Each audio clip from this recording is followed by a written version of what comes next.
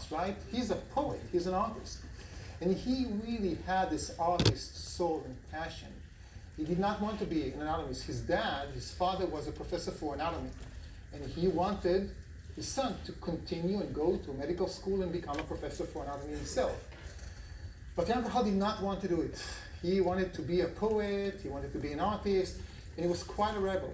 He was such a rebel that at the age of 11, he was put in jail because he made a homemade cannon and fired it at the gates of town. So they put him in jail, and his father said, okay, that's probably not going to work. But he had a brilliant idea, his father, and he said, okay, you like to draw? Come with me and I'll show you what to draw.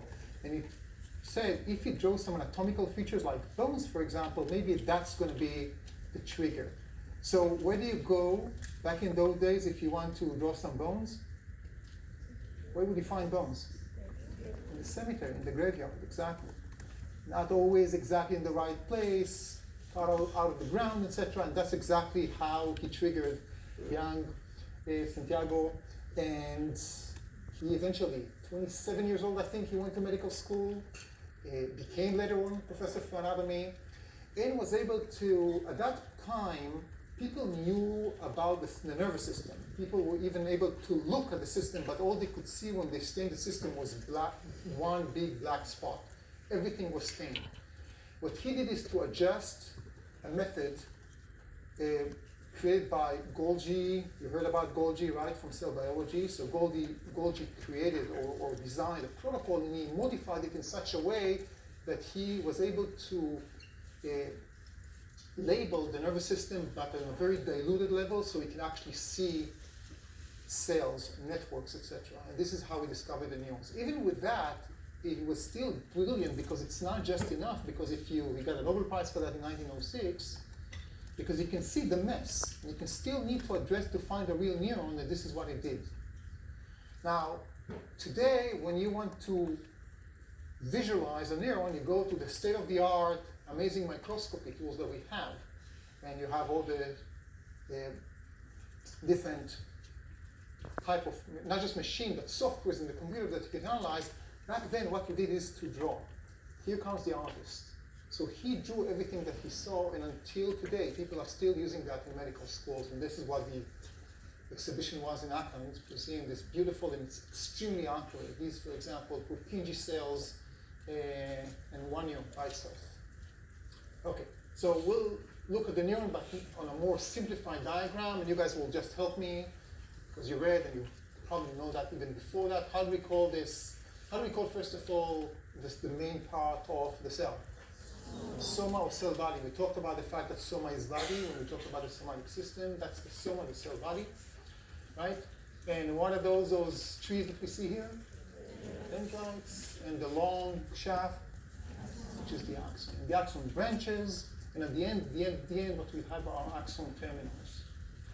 At the bridge between the axon and the cell body, we find a very specific part of the axon. How do we call that part? Axon hillock. And that's the anatomical name, but we talk anatomy versus physiology. That's a good example. The axon hillock is a spot. It's a geographical, anatomical spot. Physiologically, we call it the trigger zone. Can anyone guess why the trigger zone? Andrew? Exactly. We will talk neurophysiology next week, but we can only say the name, the important name, which is, am I right, by the way? Yeah. Is that Andrew? Okay. And we'll talk a lot about the action potential. When we turn on a switch and we have lights in the room, there's a current. Electrons are moving. Our electrons, they're not really electrons in the nervous system. This is the action potential, the way we signal. So the action potential is going to be generated here at the axon hillock, also known as the trigger zone. Are we okay, or is it just the Monday, Wednesday, Friday, guys? Wednesday. I told you during class time. Gradually, we'll be left only with 30. I just moved everyone to the Monday, Wednesday, Friday. Okay. So that's the axon hillock. Now you guys will tell me, again, we did not learn about neurophysiology, that's maybe just based on your general knowledge. Which part of that neuron is responsible for receiving signals, maybe from another neuron? I'm going to think about it. I'm going to count to 3 and then we'll just say, let's see if we get a consensus. Okay, which part is responsible for receiving? 1, 2, 3. Dendrites, right? Wrong. It's not wrong, it's right, but it's not the only right. Because as we will see when we learn about synapses, the cell body, and even the axon actually can get signals. So we will deal a lot in this class with misconceptions and a lot of general knowledge, not that it's not your fault, right? That's a misconception. So we will learn that it's not just dendrites. Okay. So just to show you that, I told you about the joints, but today the way we see that, it's still beautiful, and that's more of the modern art, the way we can actually label and see different, at such accurate levels, the small details of neurons. Now, I use the analogy of turning the switch on and having lights, right? And we have for that wires. Now, if I open the world and just looked at the wires, would I just see all the wires kind of like naked and bare, or what would I see there?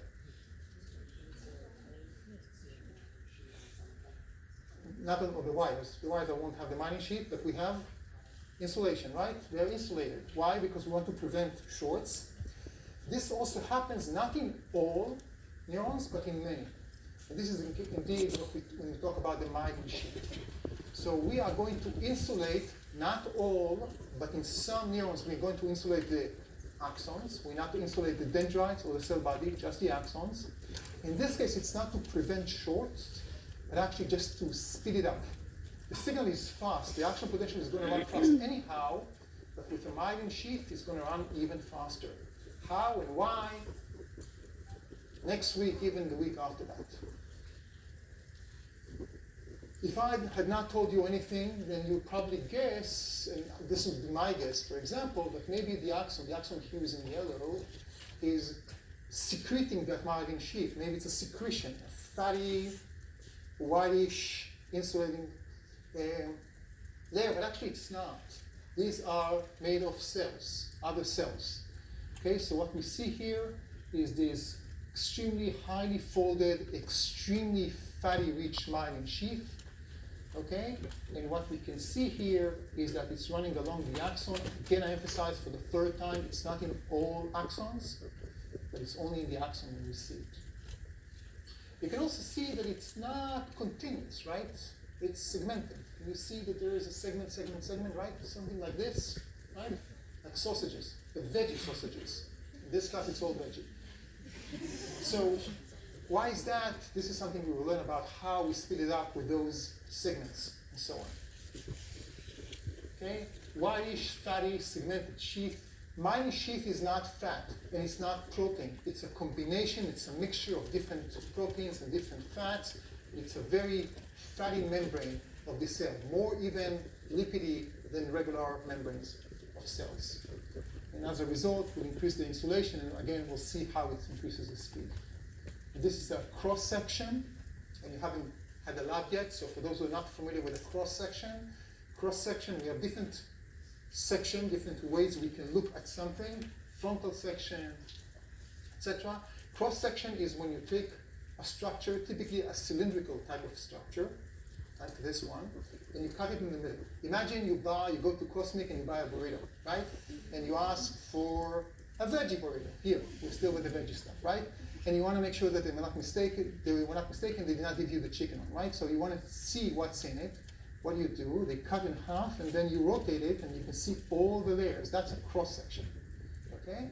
So that's a cross-section, a real cross-section here in this electron micrograph, this electron microscopy, and the diagram, and you can see the axon, the small axon here, and look how many layers. And in this specific type of cell, the nucleus is right here. The more layers, the more insulation, the faster the action potential is going to propagate, to move. Any questions? And please, if I don't ask you, do you have any questions, just stop me with any questions you might have. Yes, just speak loud for me. What's your name? Sierra. Is there a certain reason that I can just put a nucleus of the cell to be on the outside of the myelin sheath rather than more central? So actually, the question is there a reason why we have a nucleus right there? It's not always there. It depends on the type of cell. So it depends whether it's the peripheral nervous system or in the central nervous system. I don't want to say that there is a reason for that, but what we get when we have this type of thing is that we have as much membrane as possible, and the membrane is the fatty part that gives you the insulation, so you want as much as possible. Okay? Yes? It's not, they're not completely attached. And actually, it's a great question because as you can see here, the myelin sheath itself has a bit of space between the axon. That's the important part in the myelin sheath. Maybe we'll be able to discuss it a little bit when we'll discuss how myelin improves the speed, but it's important. Yes? How does more solution make How? Great. When we learn about how it runs faster. So when we'll start next week learn about neurophysiology, at some point we'll learn about the action potential. Then we'll see how the action potential is generated, then how it's propagating, moving, and then we'll see how we're making it faster. Okay, so we'll talk about it. Yes? is there additional extracellular matrix that surrounds? Yes, everything here is a great question. Everything here is embedded within what we call ECF, extracellular fluid, an extracellular matrix. All of this is not just in the air. Does that contribute to speed as well, or is it just the cell strength? The simplified answer would be no. Okay? By the way, again, just beginning, I just want to say, this is something that my 202 students heard a lot. Okay? Not all, but most of what I'm going to tell you during the entire semester is going to be one big lie. It's not because I want to lie to you, but because this is introduction to you and I in physiology, right? So to any rule in biology, you'll find exceptions. And to anything that seems simple, you can complicate it even more. Now, I can promise you that. I'll make your life miserable enough that it will be confusing and complicated. It's not just going to be simple and straightforward. What I'm saying is that it can always be more complex, so I'm just giving you the very simplified version of the story. Every now and then I will tell you, guys, this is the basic, but it's a bit more than that. So trust me, but know that maybe if you go to more advanced classes, you'll talk more about the exceptions. So this is why I'm just using the no. It's a bit more complicated than that.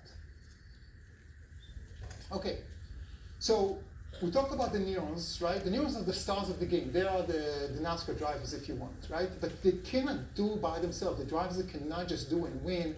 They cannot do the race. They need those guys that really, really help. And these are the glial cells, the neuroglia. So we're going to talk about them. You read about them. Again, this time I'm going to go back a bit to the assigned readings, but first of all, maybe we want to do this one. So let's chat with each other. You can chat before I open, and then you'll answer. Of neuroglia, of glial cells. Another Monday, Wednesday, Friday? Congrats. Just to briefly go over the 4 neuroglia in the central nervous system. We also have 2 in the peripheral. I'll just talk about the ones in the central nervous system. First, we have the astrocytes. The astrocytes were long ago known for being the basic structural physical framework for the central nervous system. Basically, the whole neurons together, the whole capillaries and neurons, they are there to hold everything together. But in the last decade or so, we see more and more research that shows that they have much more important, not much more, but additional important physiological roles in actual neurophysiology. How come? They can either secrete or absorb molecules, including ions. Next week, when we will talk about neurophysiology, we will see that the concentrations of different ions outside the cells compared to the inside of the cell is going to be critical in the ability of the cell to generate an action potential.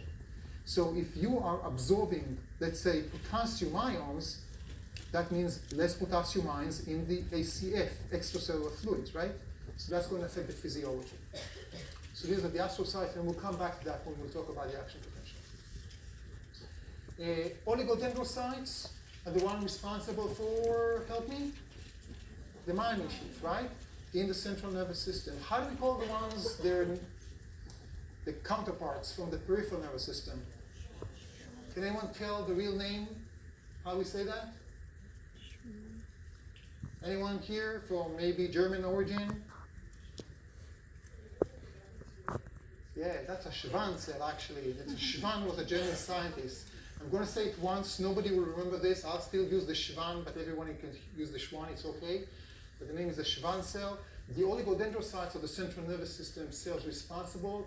So you can see that one cell has different arms, kind of like the astrocytes. Astrocytes are called astrocytes because of aster, star.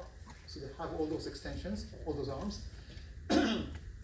Oligodendrocytes are pretty similar in structure. What you can see is that each arm is forming a segment of a myelin sheath.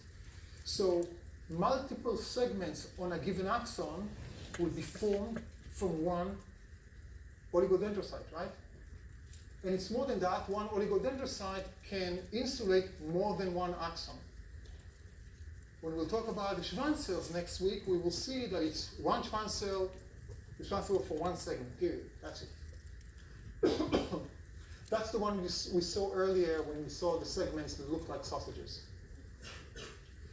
Ependymal cells, we'll talk about them shortly, but basically circulating the CSF, we'll talk about them in more details shortly. And then the microglia that we just mentioned, also with arms, but they are much, much smaller, serving as the basic immune cells of the central nervous system, because we have a blood-brain barrier, BBB, that prevents, normally, if everything is okay, from most of the immune system to penetrating. It's not 100% true, but in general. So to see them all, okay, and I'll answer any questions that you have. You can see a section. Here is the brain, cortex. What you can see here in blue, anyone knows what that is? I know we still did not have a lab in the brain, but anyone knows? You see the blue thing here in the middle? These are the ventricles. What are ventricles? Exactly. They're spaces filled with fluid, and specifically something we call the CSF, the cerebrospinal fluid. Okay? And this is the fluid that you see here in the large, in the big picture. You can see here in blue. It looks like, imagine a C. That will be the CSF. It's found in ventricles inside the brain, as well as coating the entire cortex, cerebral cortex. What do we see here? We see neurons. Here are two neurons, cell body, dendrites, cell body, dendrites, axon, and axon. We can see oligodendrocyte sending its arms, right, insulating both axons, and it's not just one, of course, it's multiple. We can see a microglia here, small in green, labeled in green, of course, it's just labeled. And here's the big astrocytes. Still arms holding neurons together, holding capillaries, small blood vessels that reach the brain together. And the ependymal cells here in pinkish purple that kind of make something that looks like a wall, tissue that faces the CSF, the cerebrospinal fluid. Any questions before we talk about the BBB a bit more? Another question that you have not learned about, so let's just see what you think. Okay? One of those misconceptions that many people do not really realize what a BBB is. So I'm going to turn the lights on a bit.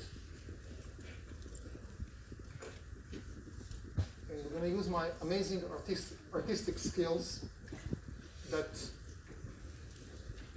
when I was about 3.5 years old, they reached the maturation.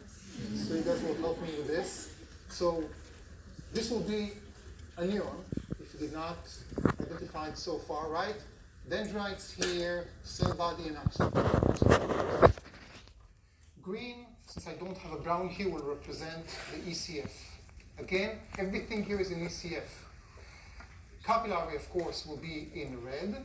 But the capillary, although, you'll actually tell me, why do we need a capillary there in the brain? Why do we need it for? Why do we need blood?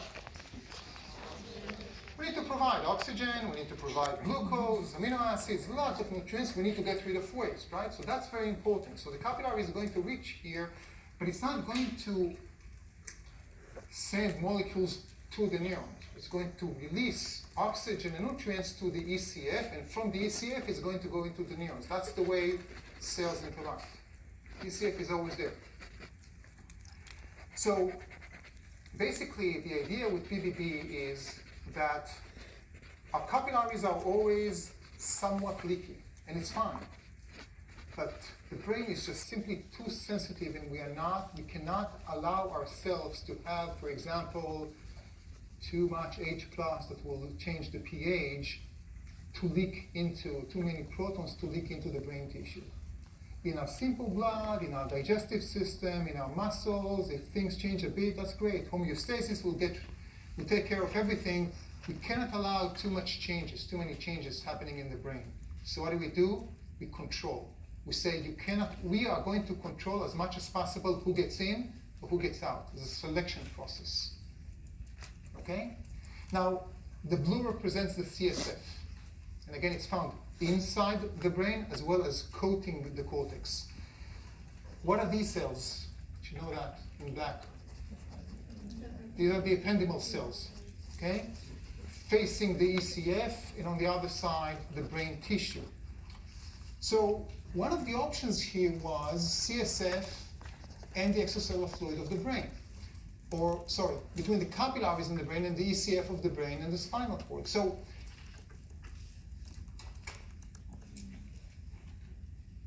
what about capillaries that go here? And capillaries, we don't see it here, but the capillaries will penetrate, if you will, the CSF. Actually, the CSF, part of the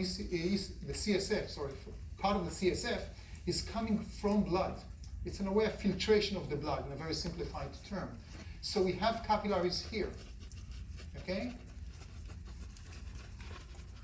What about the ependymal cells? Are they not sufficient to serve as a barrier? That's basically the question I'm trying to ask. If I have molecules here, can they just penetrate through the ependymal cells or not? The answer is yes, they can. So the ependymal cells are not a real strong barrier. And if we want to protect the brain tissue, okay, we first need to make sure that we are not allowing the capillaries to release stuff into the brain tissue. We also need to take care of this, and we'll see how in a second. So what is that actual BBB? I'm going to keep the lights just because I want to continue to show you. The BBB is there due to the cells of the capillaries. So this is a capillary, okay, and the blood runs here. Zooming in. Capillaries, as we will learn later in the cardiovascular system, have a very thin layer.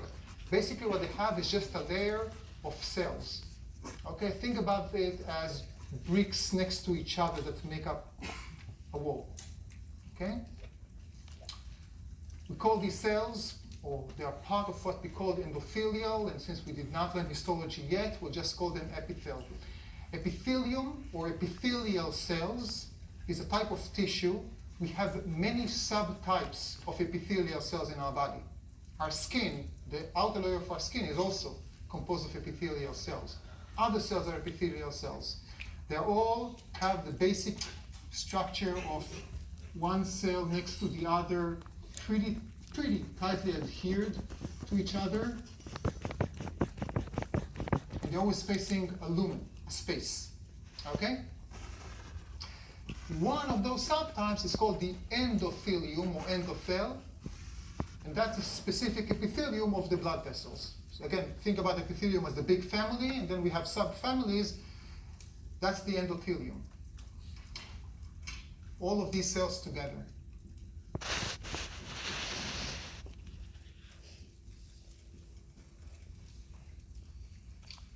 Now, if you take a look at your muscles or digestive system or kidney or many other places and look for capillaries, what you'll see, zooming in into the capillaries, you'll see this.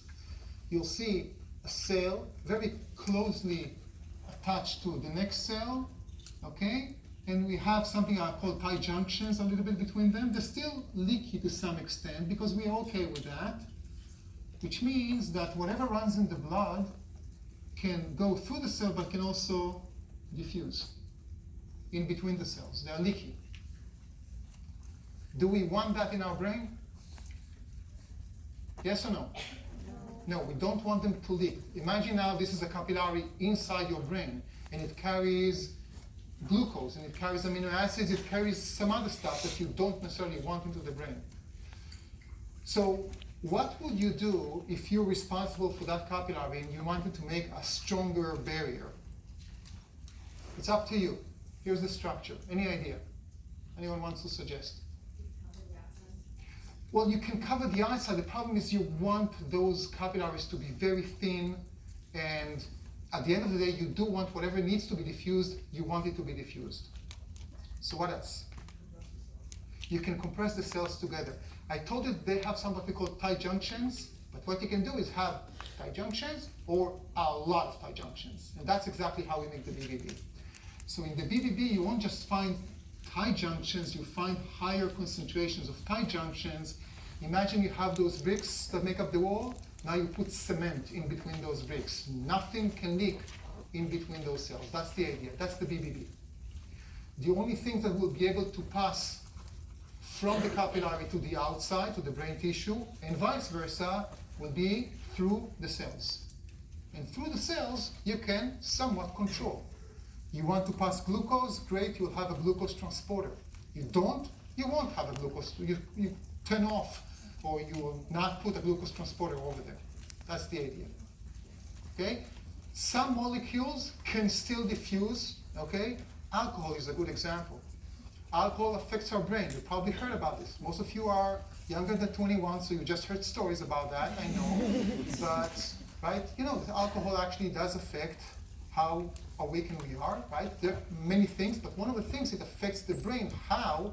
Because alcohol is small, the molecules themselves are small and polarized, and they're able to go through the cells. Yes? Are there any disadvantages to having large number of tight junctions? Do we have disadvantages? Sometimes yes. For example, immune system, right? So you cannot have immune cells penetrating. You have to find an alternative, which might not always be the best alternative. But that's the price you pay. Yes? Just to clarify, you said alcohol is small enough so they can go. Alcohol is small but has its dual chemical property because it's also lipidic as well as polarized and hydrophilic. So it can go through the cells. Like between them? Not between. Between it's cement. Nothing can move between. But alcohol can go like this. You can control as much as you can control. You cannot control everything. One of the challenges of developing drugs that will affect your brain, if you need some drugs, would be to make drugs that will be able to penetrate the BBB. Because otherwise they will make it to the capillaries, but they're stuck there. They cannot go into the brain. So you need to make them hydrophobic in some way so they can go through the cells. Now I said, let me now turn down the lights a bit.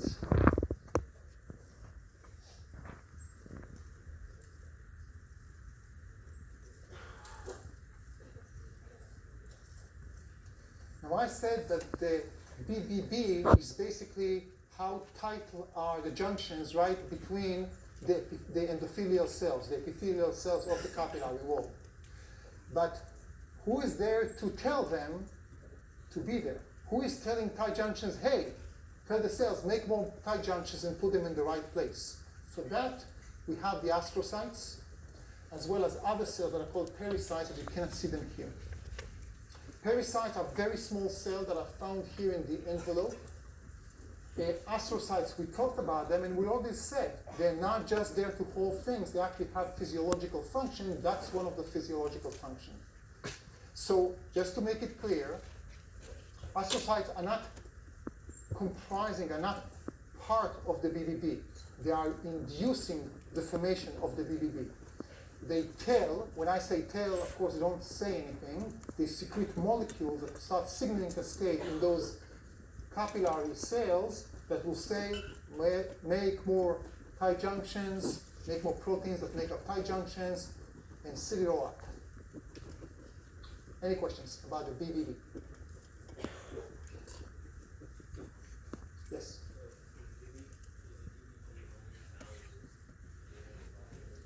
Okay, so the BBB is the blood-brain barrier. The answer is yes. But actually that leads to a different question. So thank you for the question. We took care of this part, right? Capillary, sealed with tight junctions. Nothing can escape the capillaries to the brain. We are controlling as much as we can, right? Brain versus blood. As I mentioned though, we also have capillaries interacting with the CSF. And we said that the CSF can move in and out of the brain tissue, of the ECF. The ependymal cells do not make a physical barrier. So if something is leaky here, that thing can penetrate the brain. I don't want that, right? So what do I need to do? What else do I need to do? Suggest ideas, guys. What would you do? Again, to explain the problem, we have a BBB right here. Everything is sealed. Nothing that we don't want will go into the brain if everything works well. But here, capillaries are pretty leaky, if they are leaky. That's the hint. They go to the CSF, and then from there, they can just go to the brain. So we block this part, but we get it from here. So what would you do? You know that? I'll make tight junctions here. This is not the BBB, this is the CSF blood barrier. Less familiar, less known, right? Many heard about the BBB, but we have a CSF blood barrier. What about the other part of the central nervous system? Do we need to make sure that the spinal cord is protected? We do, because it's also sensitive. And indeed, we have a spinal cord blood barrier. Again, not as famous as the BBB, but we have barriers also in the spinal cord, and we have barriers in the CSF. We don't know about them as much as we know about the BBB. When I say we know, I mean the identity of the different proteins, of the molecules in the signaling, etc. But we know it quite a bit, and it's pretty similar to what we see in the BBB. So just different names. Okay, so it's not the only one. Later, much later in the semester, at the end of the semester, we'll talk about another barrier, and that's in the testis, but it's time for that. So the previous one you had analytics, the answer would not be D, which includes the spinal cord, because that's just the type of barrier. Exactly. So the question, great question. So the answer to D is not that D is wrong with the fact that we have a barrier. If I had asked about a barrier between the blood and a structure, D would be correct actually. But I asked about the BBB, the blood-brain barrier, and that's only the barrier. Just a matter of definition, different type of barrier.